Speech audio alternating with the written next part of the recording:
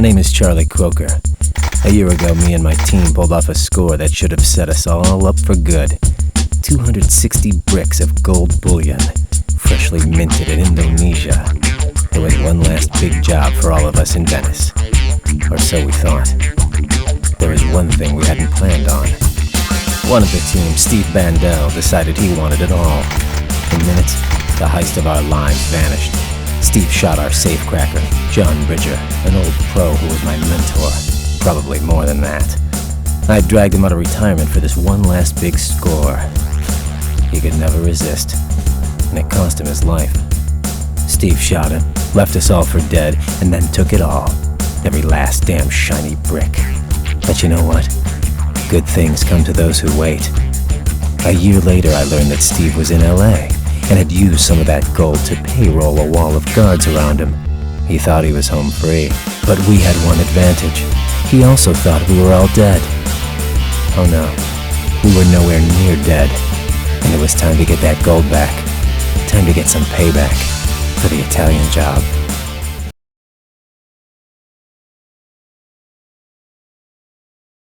It all began with a meeting. John Bridger was gone, but he had a daughter, Stella. She was as good as he was, and a lot better looking. I called her. Though she blamed me for her father's death, she agreed to meet me. It was going to be a tough sell.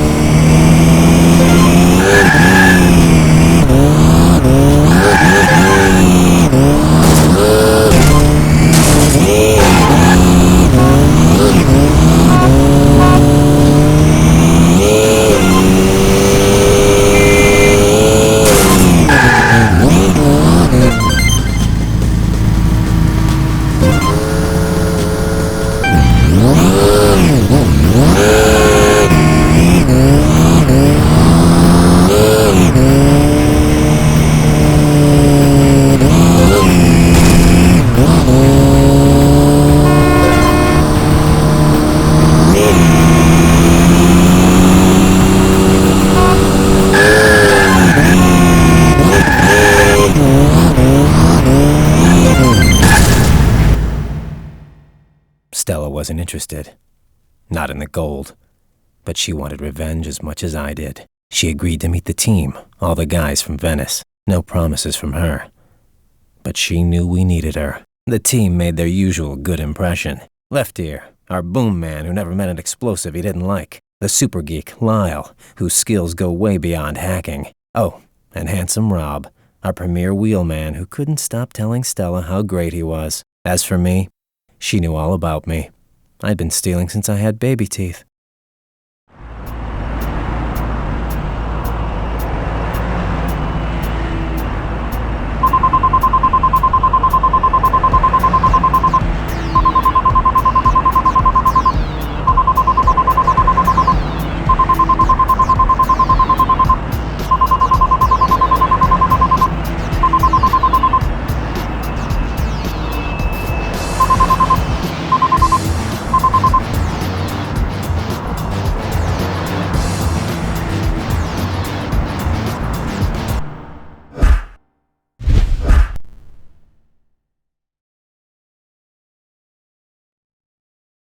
Revenge is such a powerful motivator. Stella came on board.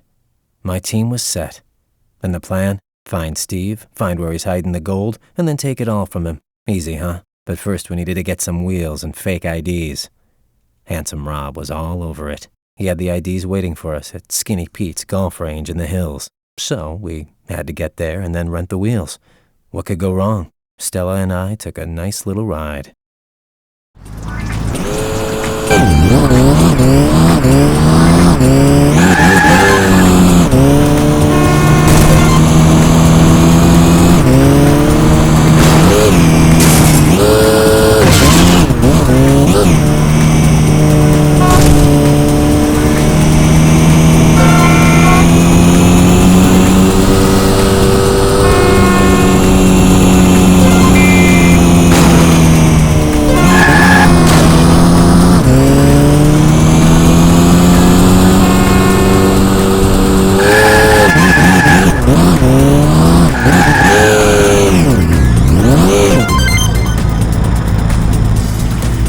IDs looked beautiful.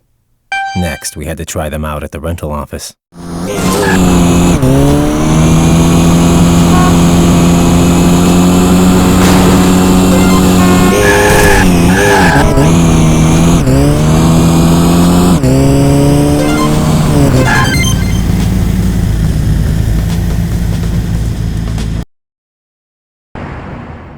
Sometimes Handsome Rob can be a little overconfident. Turns out the IDs weren't quite as perfect as we thought. Now we had the cops after us.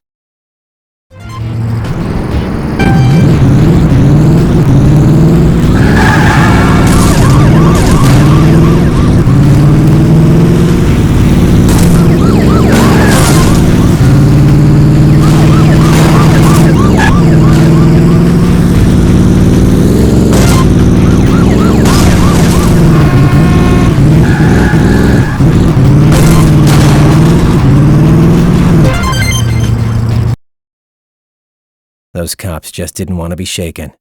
But then I didn't want to get caught. We finally had our rental car and things were ready to move.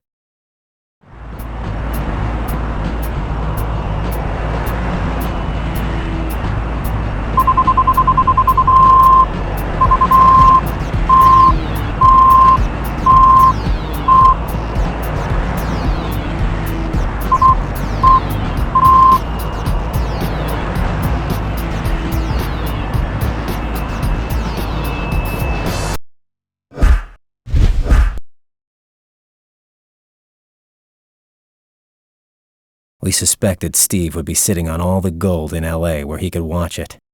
But we had a little problem.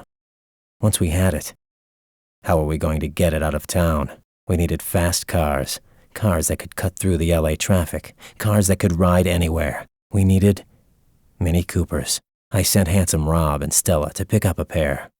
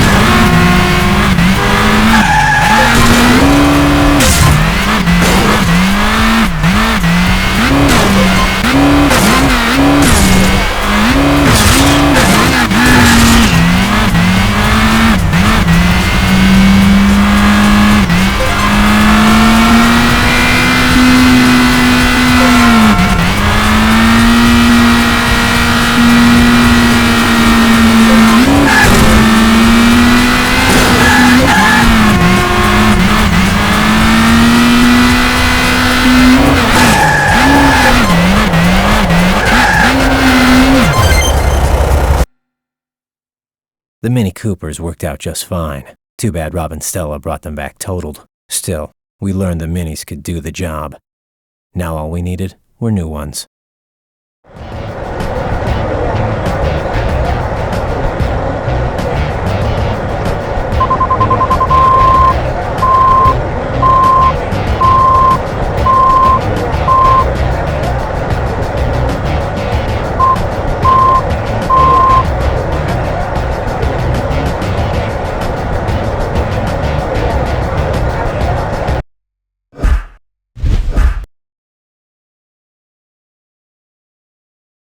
A good plan is all about the details. We had the right vehicles. The minis could carry the gold and run the sidewalks if we needed them to. But where was Steve's house, and where was the gold? Two big details. Lyle could track Steve. We just needed a van to hide the gear in.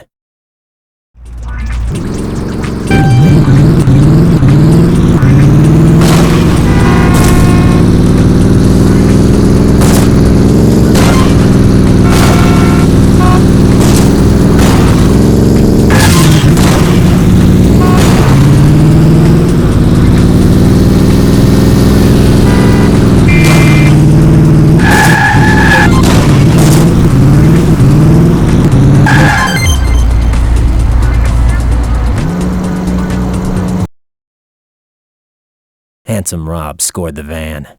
But then we had a surprise show up. Steve. No time like the present. Rob used the van to tail him.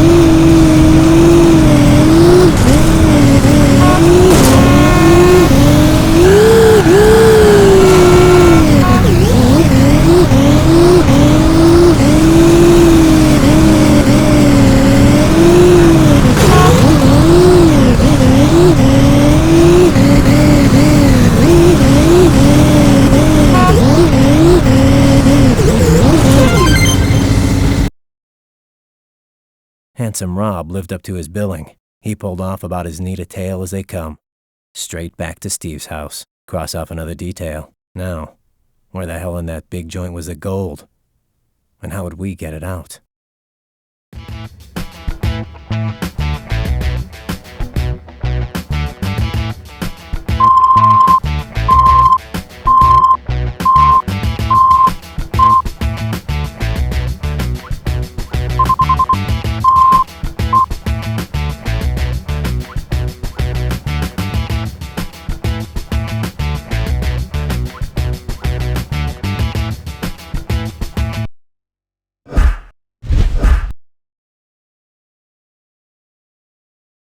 Now that we knew where Steve lived, Lyle got the van ready to do a little reconnaissance, and we also knew that the minis were the right wheels for the job. Only thing is, we needed 3 new ones after Rob and Stella's road test. The 3 of us would have to go after the new minis and hope the cops didn't mind too much.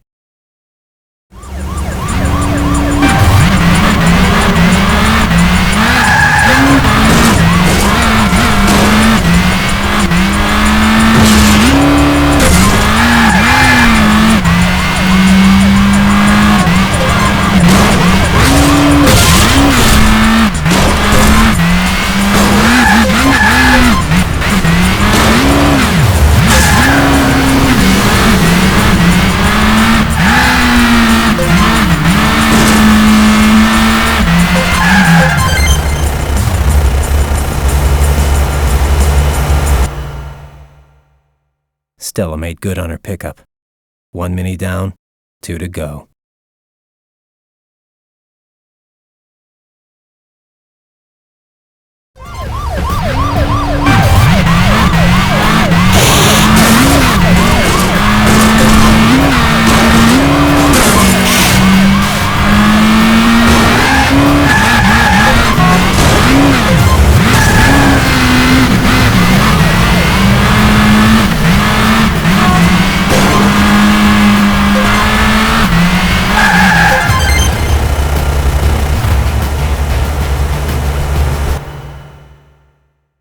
Handsome came through fine, not even a scratch this time.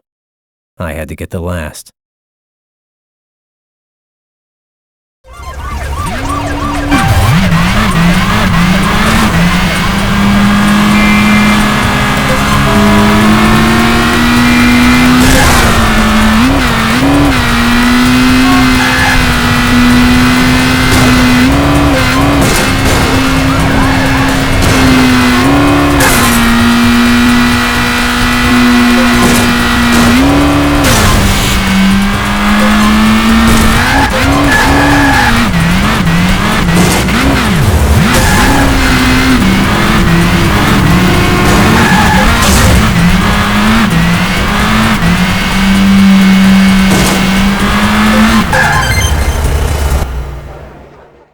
I brought in the third.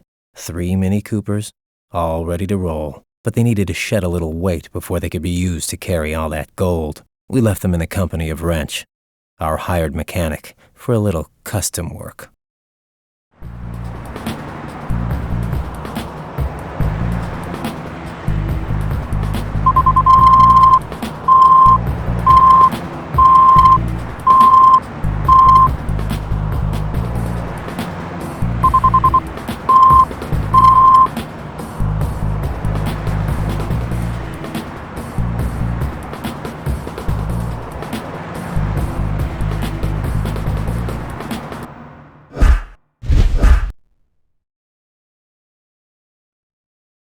We watched Steve's place, but nothing went in and nothing came out. I knew what we had to do. Someone had to get inside. So Lyle blows Steve's cable, calls the service. We reroute the call and send in our own technician. But the fact that Steve knew all of us meant that our cable guy would have to be Stella. She didn't like the idea. Not at all. But there was no other option. Now all we needed was a cable van and uniform.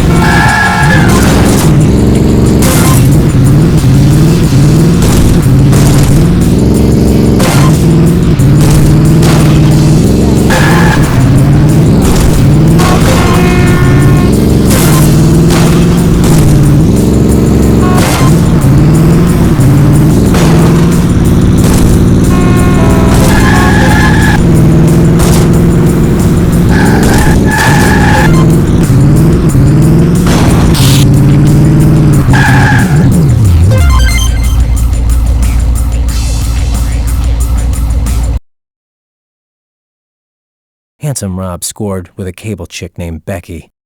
We had our uniform and a van. Too bad he picked up some LA heat on the way back.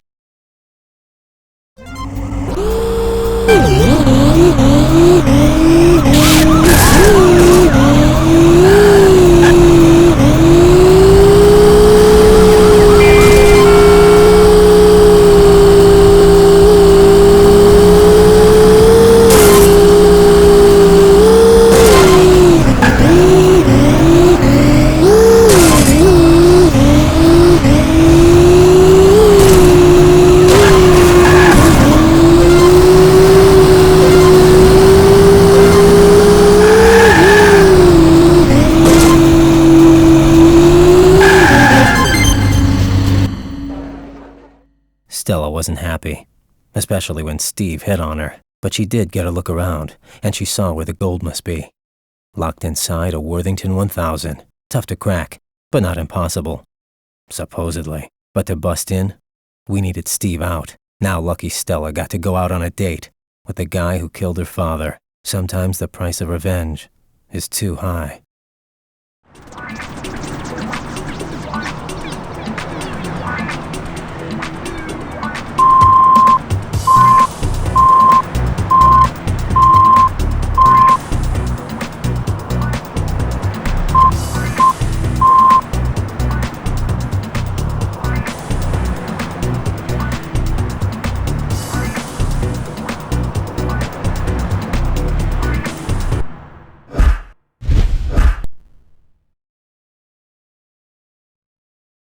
Handsome Rob did the run from Steve's to Union Station, where we would take the gold over and over. His best time?